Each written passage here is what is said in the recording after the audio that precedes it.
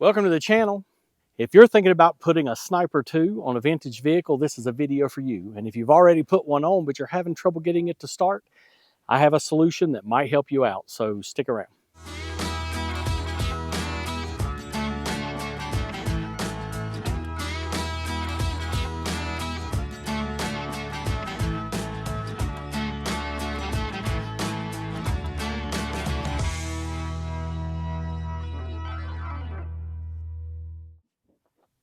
This is my wife's 1979 International Scout Traveler.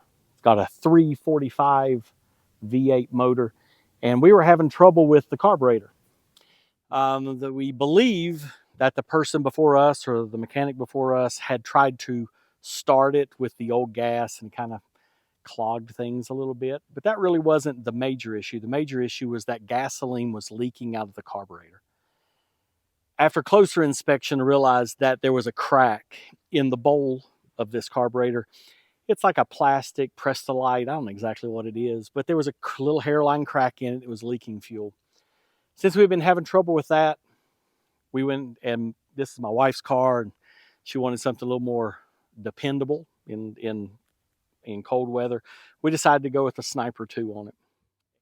I didn't do a video of the install of the Sniper 2 because, one, it took me about a year just slowly plugging at it, and two, I made so many mistakes along the way, you didn't want to follow those directions, I'll tell you right now. And we got it installed, no problem. We got it running, and it ran well, started poorly.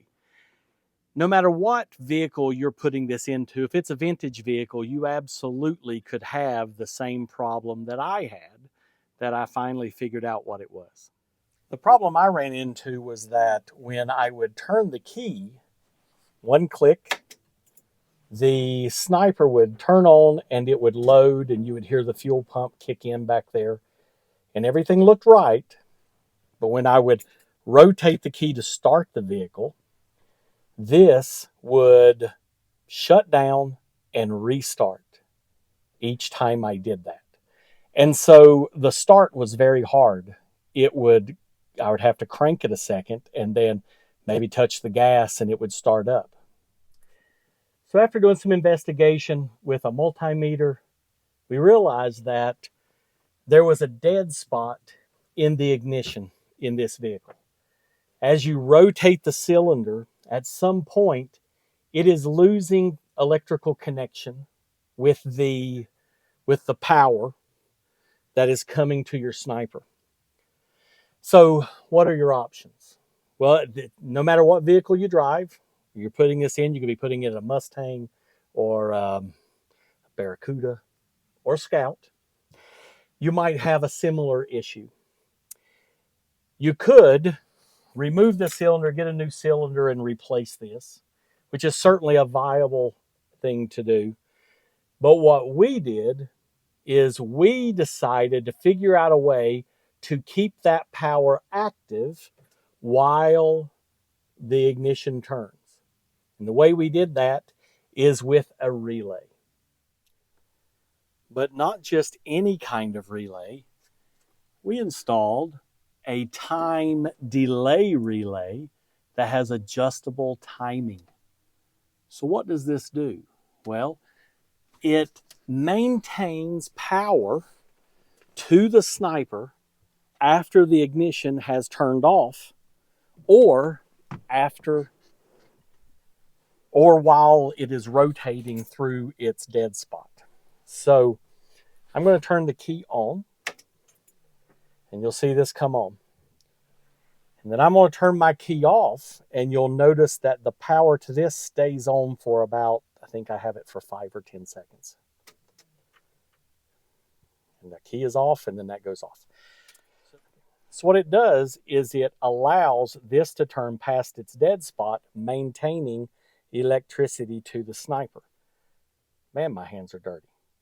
I was putting rust inhibitor on Nugget and got myself all painted black. All right, so you'll see here as I turn it now, this stays on through the turn, even though I am crossing a dead spot in the ignition. And when I turn this off, you'll see that stays on for a couple of seconds.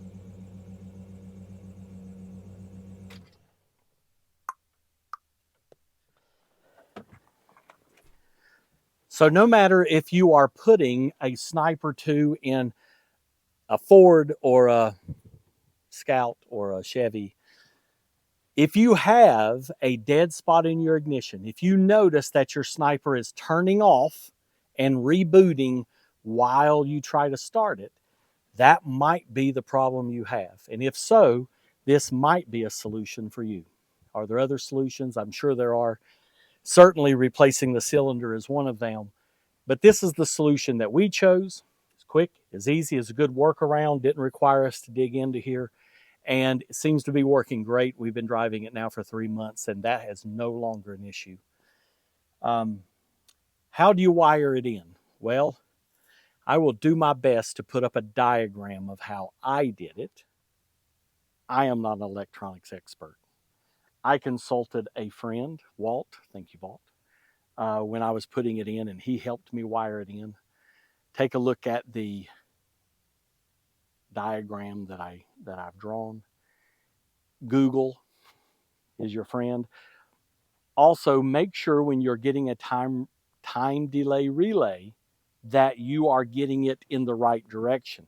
You want this relay to keep power on after. You want to delay turning the power off. There are other relays out there that delay turning the power on, which would be the opposite of what you're looking for in this application. So double check when you are ordering your relay what it is that you need. I will put a description of what I have in here in the description of this video, and I'll show you here what it looks like. But I'm sure there's others on the market. Anyway, I hope this helps you, whether you're driving a Scout or something else. I hope this helps you solve a problem that you're having if it's similar to mine. So if you found this video helpful and you like these kind of tips of how I did things, not necessarily how to do them, but how I did them, please consider subscribing to the channel. If you enjoy vintage 4x4 adventures, another good reason to subscribe. At the end of the month, we will be taking a trip. If you haven't seen the Hurricane Creek video, myself and a group of vintage vehicle enthusiasts are going to be getting together and heading to Kentucky to check out a trail there for the weekend. There'll be internationals, there will be Jeep CJs, there will be a vintage Swedish military transport van. I think there's one more I'm missing. Oh, a full-size Jeep Cherokee. Anyway, if you're into that sort of thing, seeing some vintage vehicles doing what vintage vehicles were meant to do, check out the channel.